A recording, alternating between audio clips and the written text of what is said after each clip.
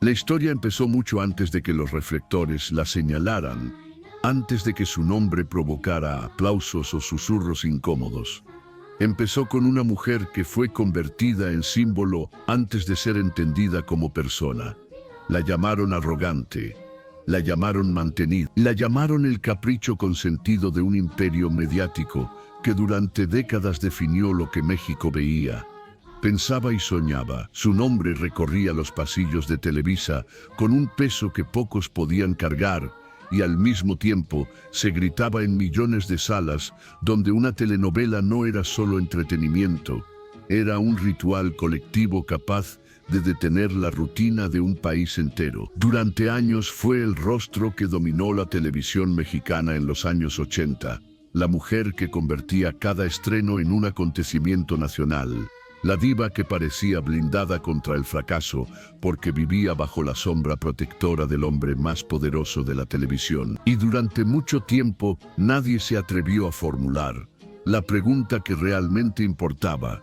Nadie quiso saber cuál era el costo verdadero de sentarse en ese trono. Lucía Méndez no fue únicamente una actriz exitosa ni solamente una figura popular. Fue un símbolo político, mediático y cultural en una época donde la televisión tenía el poder de moldear la realidad. Fue el rostro elegido, la favorita del sistema, la mujer que parecía tener acceso a todo lo que otros solo podían imaginar. Pero el poder, en su forma más pura, no protege gratuitamente. El poder cobra, y cuando decide retirarse, no lo hace con ruido ni con escándalo. Lo hace con una violencia silenciosa que borra trayectorias completas sin dejar rastro visible. Hoy, décadas después, su imagen ya no provoca unanimidad ni devoción absoluta. Provoca inquietud, provoca preguntas incómodas que antes nadie se atrevía a pronunciar en voz alta. ¿Cómo puede alguien pasar de ser la joya más protegida de un imperio mediático a convertirse en un cuerpo marcado por bisturíes, infecciones médicas y negaciones públicas? ¿En qué momento exacto la mujer que parecía tenerlo todo empezó a perderlo, pieza por pieza sin que el público lo notara hasta que ya era demasiado tarde? Esta no es una historia sobre cirugías ni sobre escándalos de revista. Es una disección de la fama. Es un análisis de un sistema que eleva a las personas hasta convertirlas en ídolos, pero que también puede destruirlas cuando dejan de ser útiles. Es la historia de cómo una relación de poder puede abrir todas las puertas al mismo tiempo que cierra todas las salidas. Es también la historia de cómo una carrera construida bajo protección absoluta puede dejar a una persona completamente indefensa cuando esa protección desaparece. A lo largo de esta historia van a aparecer tres fuerzas que poco a poco fueron empujando a Lucía Méndez hacia una caída que no ocurrió de golpe, sino en cámara lenta. La primera fue el vínculo complejo con el hombre que tuvo la capacidad de decidir su destino profesional y que, cuando se sintió desafiado, tuvo también el poder de borrarla sin piedad del mapa mediático. La segunda fue el costo íntimo de esa ambición, reflejado en la relación con su único hijo, criado entre aeropuertos, hoteles, promesas pospuestas y ausencias que se acumulan en silencio. Y la tercera fue una guerra que no ocurrió frente al público, sino frente al espejo. Una lucha desesperada contra el paso del tiempo que terminó convirtiendo su propio rostro en el escenario final de una tragedia personal. Para entender cómo una mujer puede pasar de ser elegida por el poder a depender del quirófano para sostener una imagen que el tiempo inevitablemente desgasta, hay que regresar al origen, hay que regresar al momento exacto en que ser elegida dejó de ser un privilegio y comenzó a convertirse en una condena silenciosa. Lucía nació con una ventaja que en México, históricamente, puede abrir puertas como si no existieran barreras. Tenía un rostro que parecía diseñado para la pantalla y apareció en una época donde el país todavía creía profundamente en la idea de la estrella como destino inevitable. Pero en su historia, esa bendición vino acompañada de una trampa que no se veía, pero que estaba ahí desde el principio. Su belleza no solo fue un atributo físico, Se convirtió en una herramienta, en una llave que abría espacios exclusivos. Y cuando una persona aprende que una sola cualidad puede abrirle todas las puertas, también aprende a vivir con el miedo permanente de que un día esa llave deje de funcionar. En aquellos años, el mundo del espectáculo no se construía necesariamente desde el esfuerzo anónimo y gradual. Muchas carreras se construían desde arriba, desde coronaciones públicas, desde decisiones tomadas en oficinas, donde se definía quién sería estrella y quién no. Y a Lucía la coronaron temprano. En 1972 fue nombrada el rostro del Heraldo, un reconocimiento que no era solo un título atractivo para publicidad. Era una declaración pública de que pertenecía a la élite mediática del país. Desde ese momento, Lucía no aprendió a esperar oportunidades. Aprendió a asumir que las oportunidades le correspondían.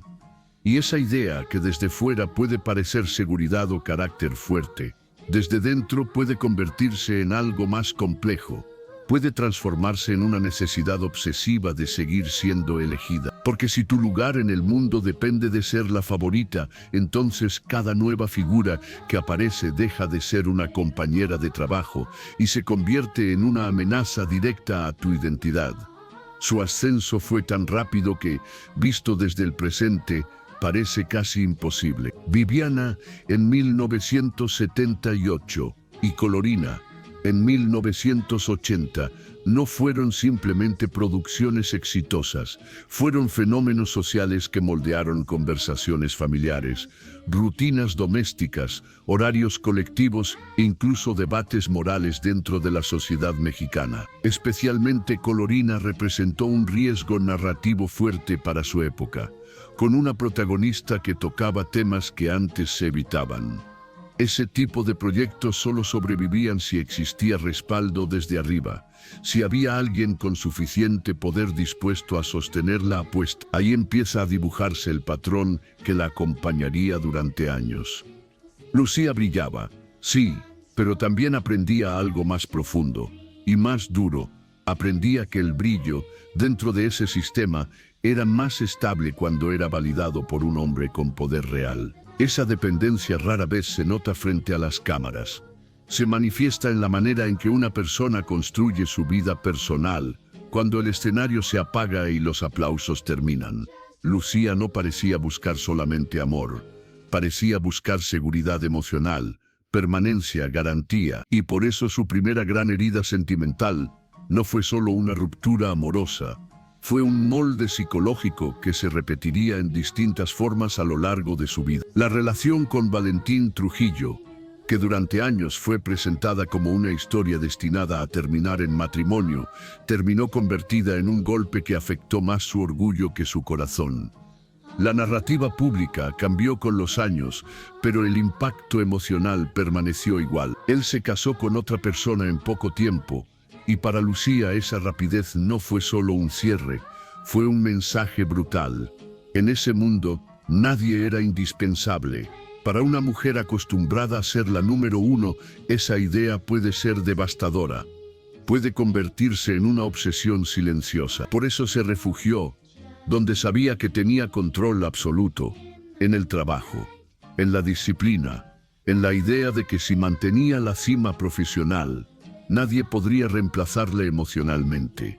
Pero la cima no es un lugar estable, es un espacio frágil, una cuerda tensa donde cualquier movimiento inesperado puede provocar una caída. Cuando apareció una figura nueva con fuerza mediática propia, como Verónica Castro, la competencia dejó de ser un dato normal dentro de la industria y empezó a convertirse en una amenaza emocional. La prensa necesitaba narrativas de rivalidad para vender. El sistema mediático necesitaba construir historias de enfrentamiento entre figuras femeninas. Pero lo que para el público era espectáculo, para quienes vivían dentro del sistema podía convertirse en presión real, en paranoia silenciosa, en la sensación constante de que el lugar que parecía asegurado podía desaparecer en cualquier momento. Y ahí, sin que nadie lo notara todavía, empezaba a formarse la grieta que años después terminaría rompiendo todo. En su mente no existían dos reinas compartiendo escenario. ni dos trayectorias coexistiendo en equilibrio. Existía una sola corona posible, y la convicción profunda de que perderla significaba dejar de existir. Si alguien se acercaba demasiado a ese lugar simbólico, entonces la respuesta no era neciar ni convivir, era apretar más fuerte, trabajar más horas, exponerse más, verse más joven, volverse más deseada, más visible, más imposible de ignorar, convertirse en la única opción imaginable. Detrás del brillo que el público veía en pantallas y portadas, ese mecanismo invisible fabrica algo peligroso. Una mujer que desde fuera parece invencible, pero que en realidad vive atada al espejo y al aplauso, dependiendo de ellos como si fueran oxígeno. Cuando el valor personal depende de un ranking de popularidad o de una preferencia impuesta por la industria, la mente empieza a buscar refugio no en la estabilidad emocional, sino en quienes controlan el tablero completo. Y ahí entran los arquitectos del sistema, los nombres que no aparecen en escena pero que deciden quién existe mediáticamente y quién deja de existir sin hacer ruido. La carrera de Lucía no caminó sola ni creció en un terreno neutral. Avanzó bajo la mirada constante de figuras que definían destinos profesionales desde oficinas cerradas. Nombres como Ernesto Alonso y sobre todo la órbita de Emilio Azcárraga. En ese punto su historia deja de ser solamente la de una actriz ambiciosa y talentosa y se convierte en la historia de una estrella que confundió protección con afecto, poder con destino inevitable y privilegio con invulnerabilidad permanente. Porque cuando una persona se acostumbra a que un imperio entero respalde su lugar, deja de preguntarse cuál es el costo real de ese respaldo. Y en los sistemas de poder, el costo rara vez se cobra cuando uno está subiendo, casi siempre se cobra cuando uno cree que ya ganó todo. La verdadera pregunta nunca fue cómo llegó Lucía Méndez a la cima. La pregunta incómoda siempre fue qué parte de ella tuvo que ceder, sacrificar o endurecer para permanecer ahí. Y también qué ocurre cuando una mujer decide que la corona le pertenece a ella más que al sistema que originalmente se la colocó. Ahí es donde la vida de Lucía empieza a convertirse en un terreno lleno de riesgos invisibles. No fue un escándalo de revista, ni un pleito superficial, ni un romance más dentro del medio. Fue el tipo de vínculo que no se narra como historia de amor porque se parece demasiado a una estructura de poder.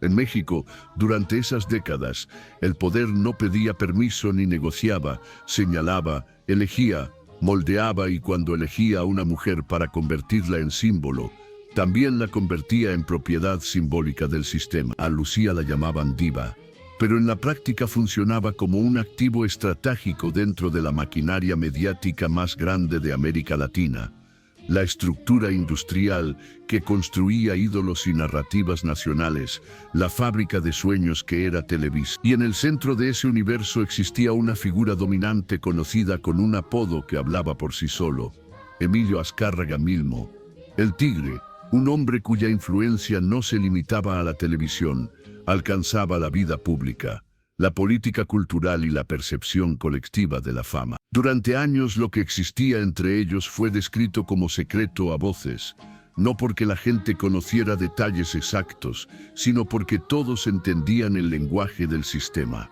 Las oportunidades no aparecían por casualidad, descendían desde arriba. Las protagonistas no se elegían en castings abiertos, se definían en escritorios. Las carreras no dependían solo del talento, dependían de la voluntad de quienes sostenían la estructura completa. Personas que vivieron el ambiente de San Ángel han repetido durante décadas la misma idea con distintas palabras, con distintos silencios y con distintos niveles de miedo, que a Lucía no la protegían, la administraban. Su carrera no creció como una escalera donde cada escalón se conquista. Fue construida como una vitrina donde cada movimiento estaba medido, cada proyecto calculado, cada decisión alineada con un ritmo que alguien más marcaba desde detrás del telón. Por eso cuando se analiza esa relación, no se puede hacer bajo la lógica romántica de celebridades. Era una alianza desigual, un acuerdo donde ella recibía exposición absoluta, protagonismo, acceso a todo, y pagaba con lealtad total. con obediencia implícita, con alineación constante. En ese tipo de acuerdos existe un detalle que persigue incluso cuando nadie puede probarlo con documentos, el rumor persistente de algo más profundo, la idea insistente de un lazo que cruzaba la frontera entre lo profesional y lo íntimo. Lucía lo negó en múltiples ocasiones, lo llamó exageración, lo llamó mito construido por el morbo mediático. Pero la fuerza del rumor no está en su confirmación, está en lo que revela sobre la percepción colectiva, la idea de que la relación era tan intensa que solo podía explicarse como un destino compartido, como una cadena invisible que no se veía pero se sentía. Y entonces ocurrió el movimiento que dentro de ese sistema se interpreta como traición.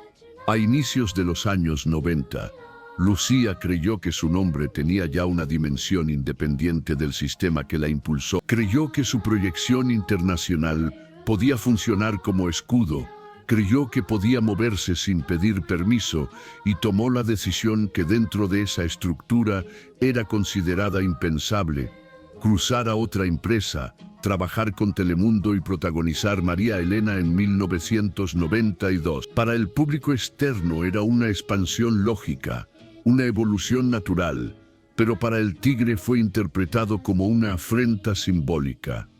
No solo como la pérdida de una figura rentable, sino como la pérdida pública de control sobre un emblema. La respuesta no fue un conflicto público, ni un enfrentamiento visible, fue algo más sofisticado y más destructivo: el borrado. No una sanción formal, no una advertencia abierta, sino un silencio estructurado. Su música dejó de circular en espacios dominados por el ecosistema mediático dominante. Sus proyectos empezaron a archivarse. Su nombre dejó de pronunciarse en lugares donde antes funcionaba como contraseña de acceso. Fue un veto que no necesitaba existir en papel, porque el miedo institucional lo ejecutaba automáticamente. La lógica era simple y brutal: quien se sale del sistema deja de existir dentro de él. Y lo más complejo fue que María Elena tuvo éxito fuera del país, pero en México su presencia comenzó a diluirse. Una mujer que había sido el centro del entretenimiento nacional se convirtió en una figura que ya no podía ocupar el espacio que antes dominaba. Ahí nace una grieta emocional que después se disfrazaría de ambición extrema y de carácter fuerte. Porque cuando te quitan el escenario donde aprendiste a definir tu identidad, el vacío no se llena con calma ni con reflexión, se llena con urgencia, con actividad constante, con necesidad de demostrar que todavía se existe. Lucía intentó cubrir ese vacío con trabajo, con proyectos consecutivos, con velocidad, con la idea de probar que podía sostenerse sola. Y en esa dinámica aparece otra constante en su historia personal: la búsqueda de estructuras que sustituyan la protección perdida, figuras con influencia, con alcance, con capacidad de sostener el relato cuando el sistema original deja de hacerlo. Desde ese punto su trayectoria deja de parecer una carrera lineal y comienza a parecer una huida hacia adelante. Mientras el público creía que lo peor que le puede pasar a una diva es perder contratos, lo que realmente empieza a perderse es algo más íntimo: la posibilidad de existir sin pagar costos emocionales constantes. Porque cuando el poder retira su respaldo, no solo desaparecen oportunidades, también desaparece la paz interna. Y cuando la paz se pierde, alguien más termina pagando ese precio en silencio, en espacios privados, en habitaciones donde el éxito público no alcanza a entrar. Existe una imagen que ninguna portada ni maquillaje puede controlar. No es la imagen de Colorina ni la del rostro del Heraldo. Es la imagen de una casa grande, donde todo parece perfecto por fuera, pero donde lo esencial no siempre está presente. En el centro de ese entorno, un niño aprende demasiado pronto una verdad compleja: que se puede tener todo materialmente y aún así experimentar soledad emocional. Porque en la vida de Lucía el aplauso llegaba siempre a tiempo, Pero la rutina emocional, la que construye seguridad y pertenencia, muchas veces llegaba tarde o no llegaba. Cuando nace Pedro Antonio Torres Méndez en 1988, el público compra la narrativa perfecta, la diva consolidada y el productor exitoso formando una familia ideal. Pero la realidad no sigue la lógica de los titulares. Él nace en un momento donde la carrera de Lucía todavía exige presencia constante y donde su identidad está profundamente ligada a la idea de no bajar el ritmo nunca. Porque bajar el ritmo significa abrir espacio a alguien más. Y ahí aparece la grieta emocional más profunda, porque un hijo no entiende calendarios de producción ni contratos internacionales, entiende presencia física, entiende rutinas, entiende estabilidad emocional. Lucía intenta resolverlo desde la lógica que le ha funcionado siempre. Disciplina, resultados, control. Si no puede estar físicamente, compensa con recursos, con regalos, con soluciones prácticas. Y entonces aparece la figura que sostiene la estructura emocional diaria sin reflectores. Su madre, doña Marta, convertida en la base real de esa maternidad cotidiana. La abuela funciona como contención, como rutina, como presencia estable, pero el amor de una abuela, por profundo que sea, no sustituye el vínculo que se construye en la repetición diaria de la convivencia. No sustituye la mirada que un niño busca en la grada cuando necesita validación. No sustituye la presencia física que transmite seguridad sin palabras. Con los años, el entorno se vuelve todavía más exigente.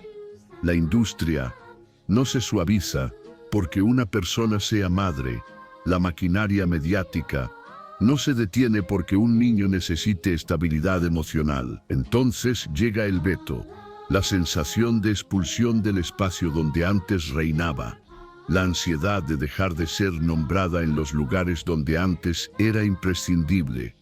Ese miedo no solo afecta su carrera, también cambia el clima emocional dentro de su casa. Porque cuando alguien vive con el miedo constante de desaparecer profesionalmente, acelera todo, trabaja más, se aferra con más fuerza a lo único que le da identidad pública. Y mientras ella intenta sostener su corona, él crece entendiendo que el amor puede existir y aún así no siempre está disponible. Con los años, Lucía termina verbalizando algo que muchas figuras públicas entienden demasiado tarde, que los hijos no perdonan las ausencias acumuladas. No porque falte amor, sino porque la memoria emocional registra cada momento que no se repite. Esos reclamos no nacen del odio, nacen de una contabilidad emocional que se construye lentamente durante años. Son frases que aparecen cuando ya no existe forma de regresar el tiempo. Él le reclama momentos aparentemente pequeños para el mundo, pero gigantes para un hijo. Y en ese proceso aparece otra versión de ella, no la figura dominante del escenario, sino la mujer que entiende que el éxito puede convertirse también en una forma sofisticada de escapar del dolor o del miedo. La separación con Pedro Torres y la reconfiguración familiar hacen todavía más visible esa dinámica. Pedro Antonio crece entre dos mundos, el del apellido con peso público y el del intento personal de construir una identidad independiente. En lugar de romperse públicamente, él elige otra ruta, la de construir una vida estable, discreta, profesional, como si su respuesta emocional hubiera sido crear seguridad donde antes percibía incertidumbre. Esa decisión lo protege, pero también crea una distancia emocional aprendida. No una distancia de rechazo, sino una distancia de autoprotección. Lucía, mientras tanto, enfrenta el costo emocional de esa dinámica en silencio, porque llega un momento donde los hijos se convierten en adultos independientes y ya no necesitan a su madre del mismo modo. La quieren, la respetan, pero ya no la necesitan para sostener su identidad emocional. Y ese es uno de los precios más silenciosos del éxito construido bajo presión constante.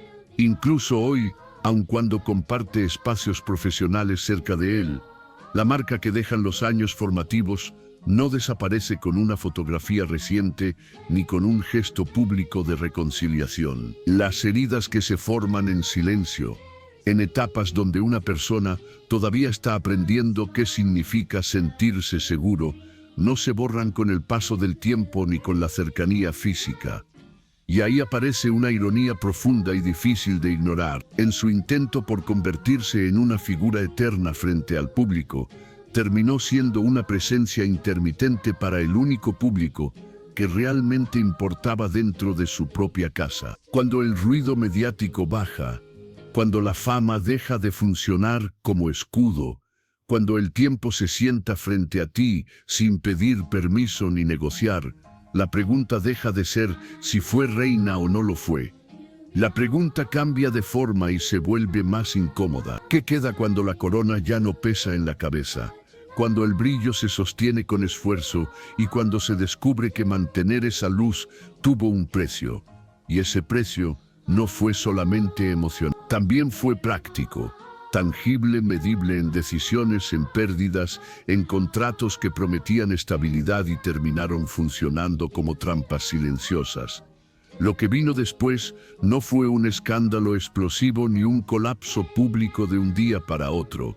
Fue algo más lento y más cruel. Una guerra silenciosa contra la confianza rota, contra el dinero que se escurre sin hacer ruido, contra acuerdos que se firman con esperanza y desaparecen cuando más se necesitan. En ese punto, una mujer que pasó décadas rodeada de estructura descubre que el abandono más real a veces no llega en forma de traición abierta, sino en forma de contrato legal perfectamente firmado. El dinero en la vida de Lucía Méndez nunca apareció como un problema repentino ni como una caída dramática de un día a otro. No existió una noche donde todo se perdiera ni un titular que anunciara el derrumbe total. Lo suyo fue más una erosión constante, como una gota cayendo durante años sobre la misma piedra hasta desgastarla sin que nadie note el momento exacto en que dejó de ser sólida. Porque cuando una persona se forma dentro de un sistema que resuelve todo por ella, aprende a brillar, a sostener presencia, a dominar la escena, pero no necesariamente aprende a proteger su patrimonio ni a desconfiar de quienes prometen seguridad. Durante décadas, Lucía vivió bajo la lógica de que el éxito era permanente, casi natural, casi inevitable. Casas, viajes, personal, proyectos, todo parecía parte normal del pasaje. El dinero entraba en oleadas, como entran los aplausos después de una escena importante. Y cuando eso sucede durante muchos años, el peligro real no es gastar, el peligro es confiar demasiado. Confiar en socios, confiar en promesas, confiar en contratos que nadie revisa con extremo detalle, porque la costumbre del éxito genera una falsa sensación de protección. Esa mentalidad, que fue muy común en las grandes figuras de la televisión tradicional, terminó convirtiéndose en una trampa silenciosa. El golpe más visible llegó mucho tiempo después, cuando ya no estaba en la cima absoluta y cuando el margen de error era mínimo. En el año 2022, Lucía confesó públicamente haber sido víctima de un fraude inmobiliario. No fue una pérdida pequeña ni un error menor. Fue, en sus propias palabras, una cantidad fuerte de dinero invertida en un proyecto que le fue presentado como un lugar seguro, como una inversión pensada para cerrar ciclos con tranquilidad. Un departamento de lujo en la Ciudad de México que nunca llegó a existir como fue prometido. Permisos irregulares, construcciones fuera de norma, desarrolladores que desaparecen sin dejar rastro. Un guión que en México se repite con frecuencia, pero que se vuelve devastador cuando le ocurre a alguien que nunca había tenido que enfrentarse directamente a ese tipo de riesgos administrativos. Ese episodio no solo representó una pérdida económica, expuso algo más profundo. Mostró la vulnerabilidad de una mujer que durante años delegó la administración real de su vida a terceros, sin el respaldo de un sistema mediático poderoso, sin figuras que resolvieran detrás del escenario, sin una estructura que absorbiera errores. Lucía quedó sola frente a una realidad que no reconoce trayectoria ni fama. La realidad administrativa no negocia con el pasado, cobra igual sin importar el nombre. Pero el dinero no fue el único campo de batalla. Paralelamente, Lucía llevaba años librando otra lucha igual de desgastante. La lucha por el legado simbólico. La comparación constante con Verónica Castro, alimentada durante décadas por medios, público e industria, funcionó como un ruido permanente. Mientras Verónica eligió un retiro progresivo y silencioso, Lucía eligió mantenerse visible, seguir apareciendo, seguir hablando, seguir siendo noticia, aunque el precio fuera exponerse emocionalmente. Su participación en realities y programas de convivencia no fue un acto superficial, fue una estrategia de permanencia. Estar vigente significaba seguir existiendo dentro del mercado, y existir significaba mantener valor comercial. Sin embargo, esos espacios no perdonan la fragilidad. Las discusiones públicas, los audios filtrados, los conflictos que antes se resolvían en privado y ahora circulan en redes comenzaron a desgastar la imagen que le había tomado décadas construir. La diva empezó a ser presentada como conflicto, como exageración, como una versión distorsionada de sí misma. Cada polémica generaba atención, pero la atención no siempre se traduce en estabilidad económica ni en respeto profesional a largo plazo. Mientras ella luchaba por mantenerse visible, los gastos seguían existiendo. Mantener un estatus público es costoso. Mantenerlo sin contratos grandes y constantes lo es todavía más.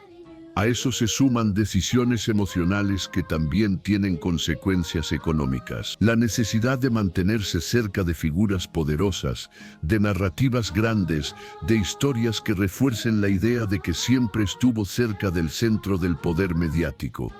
Cada historia contada en televisión funcionaba como defensa contra el olvido. Pero el olvido no se combate con ruido, se combate con estructura.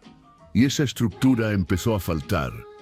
Lo más duro de esta historia es que no se trata de una narrativa de gasto irresponsable sin conciencia. Es la historia de alguien que creyó que el sistema que la hizo grande también la sostendría cuando su brillo ya no fuera el mismo.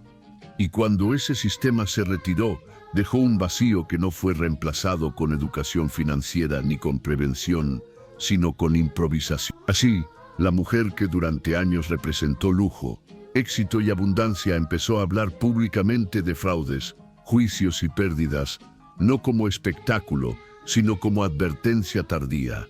Porque cuando el dinero se va, no solo deja números en rojo, deja al descubierto una verdad incómoda. La fama no enseña a sobrevivir fuera del escenario. Y mientras Lucía intentaba recuperar lo perdido en tribunales y entrevistas, algo más profundo comenzó a escaparse. No era solo patrimonio, era control. Porque cuando el dinero deja de responder, la siguiente batalla ya no es contra el exterior, es contra el tiempo, contra el cuerpo, contra la imagen que el espejo empieza a devolver sin pedir permiso. Existe un momento en esta historia donde la tragedia deja de ser emocional y se vuelve visible. No llega con un anuncio ni con un titular. Llega lentamente, en silencio frente al espejo. La tercera generación que se fractura en esta historia no son hijos ni herederos, son los rostros sucesivos de Lucía Méndez, versiones de la misma cara que fueron modificándose con los años, en nombre de algo que parecía lógico al principio, no desaparecer del mapa mediático. Durante décadas, su identidad estuvo ligada a la perfección física.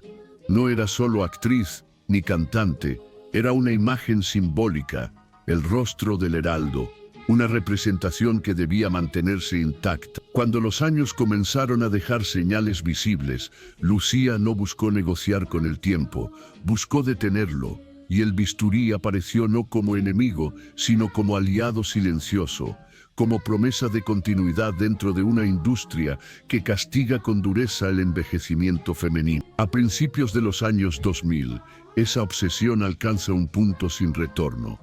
Alrededor del año 2004, una intervención estética que parecía rutinaria se transforma en una crisis médica. Lo que debía ser un ajuste menor termina derivando en una infección severa. Las versiones públicas fueron confusas, las declaraciones cambiaron con el tiempo, pero existe un hecho imposible de ocultar.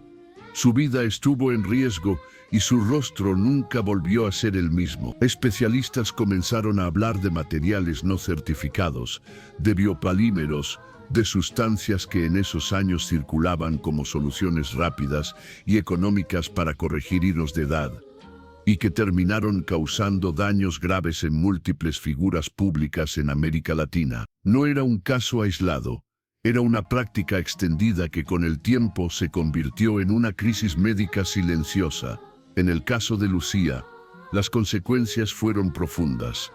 La piel perdió movilidad natural, las facciones se endurecieron, la expresión se volvió rígida. Las cámaras amplifican todo y las redes sociales multiplican cualquier cambio.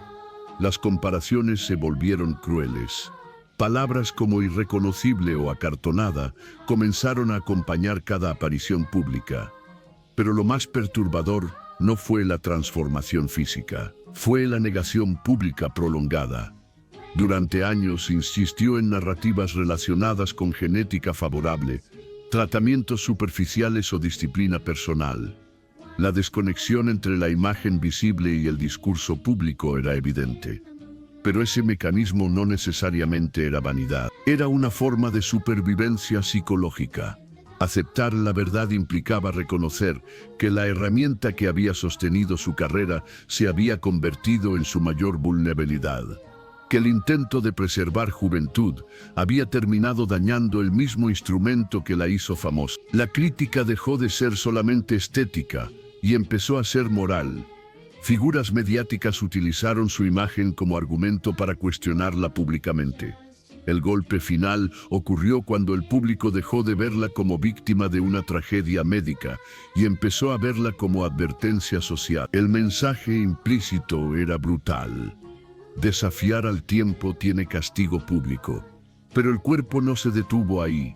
Las secuelas físicas se acumularon.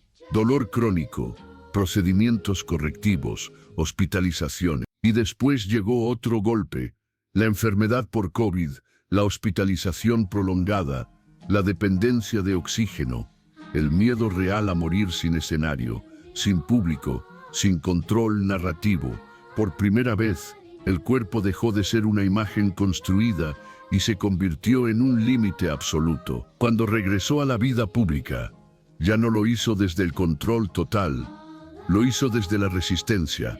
Cada entrevista se convirtió en esfuerzo físico. Cada aparición pública se transformó en una negociación directa con el cansancio, con el tiempo y con las consecuencias acumuladas de una vida vivida bajo presión constante. El rostro dejó de obedecer como antes, la voz empezó a perder fuerza, y el cuerpo comenzó a imponer condiciones que ya no se podían negociar. Ahí se rompió la última ilusión, esa que sostiene a muchas figuras públicas durante años, la idea de que todo puede arreglarse con voluntad, con dinero o con una nueva estrategia.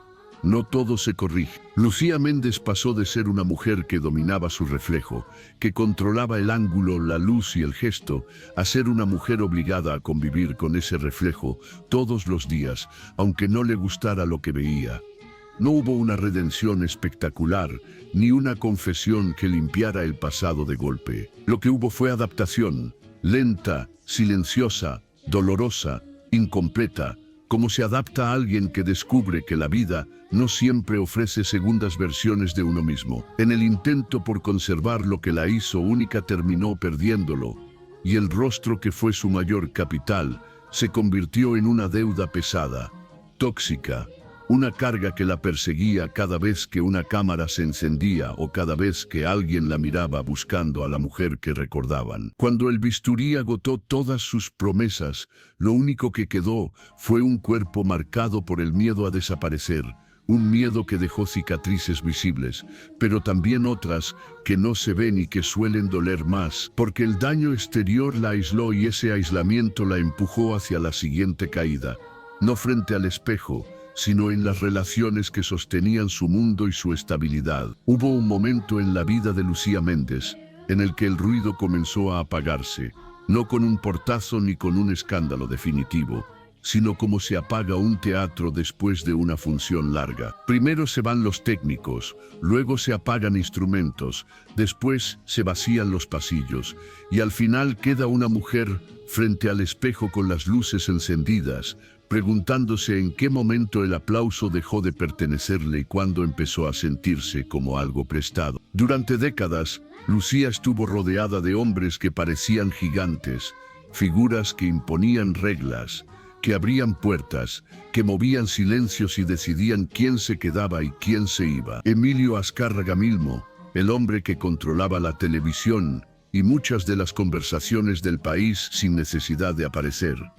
Pedro Torres, el productor que entendía el poder de la imagen y la narrativa antes que muchos otros. Valentín Trujillo, Andrés García y otros nombres que orbitaban alrededor de su belleza y su presencia como si ella fuera el centro inevitable. Pero los gigantes también caen, y cuando caen, arrastran cosas que parecían firmes. La muerte de Emilio Azcárraga en 1997 no fue solamente el cierre de una era mediática, fue el corte definitivo de un cordón que durante años la sostuvo, la protegió y también la ató. Con él se fue la protección, se fue el temor que otros le tenían. Se fue esa red invisible que amortiguaba caídas y cerraba heridas antes de que se notaran. A partir de ese momento, Lucía quedó expuesta de verdad. Ya no era la intocable, era una figura del pasado intentando mantenerse en presente. Y esa sensación, para alguien que vivió de la centralidad, se vuelve un tipo de vértigo. Pedro Torres, a quien ella misma llamaría años después el amor de mi vida, también empezó a desmoronarse. El diagnóstico llegó como una sentencia que no hace ruido al principio, pero lo cambia todo por dentro. Esclerosis lateral amiotrófica, ELA, una enfermedad que no negocia, que no se detiene, que apaga el cuerpo poco a poco, mientras la mente permanece despierta, consciente de cada pérdida, de cada movimiento que se va, de cada palabra que se vuelve más difícil. Lucía lo dijo llorando en televisión, no como diva, sino como mujer rota, como madre viendo al padre de su hijo consumirse día con día, enfrentando una versión del futuro que nunca quiso imaginar.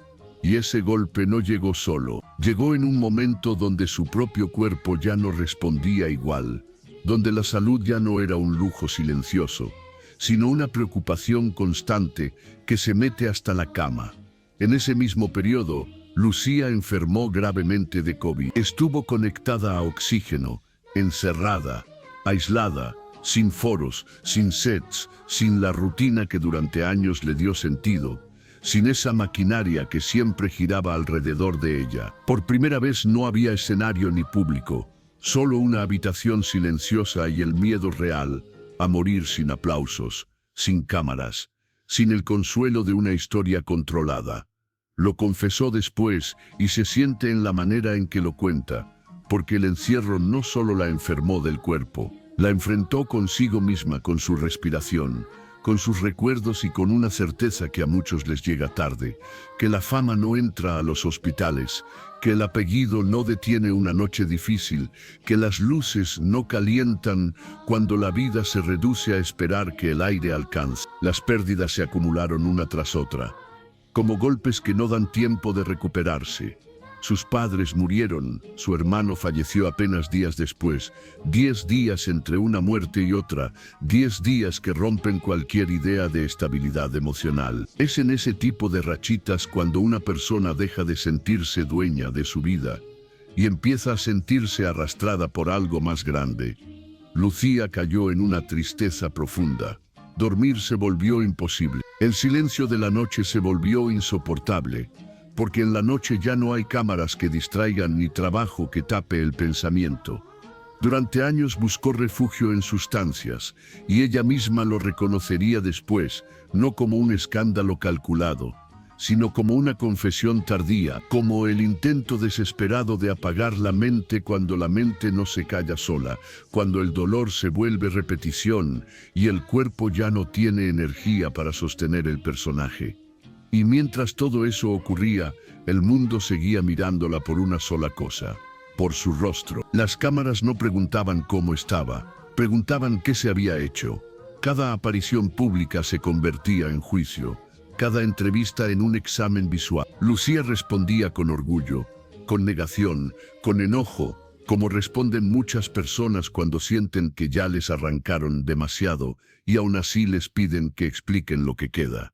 Decía estar en paz, decía no deber explicaciones, pero la soledad no se disfraza tan fácil, y hay silencios que se sienten aunque uno hable fuerte.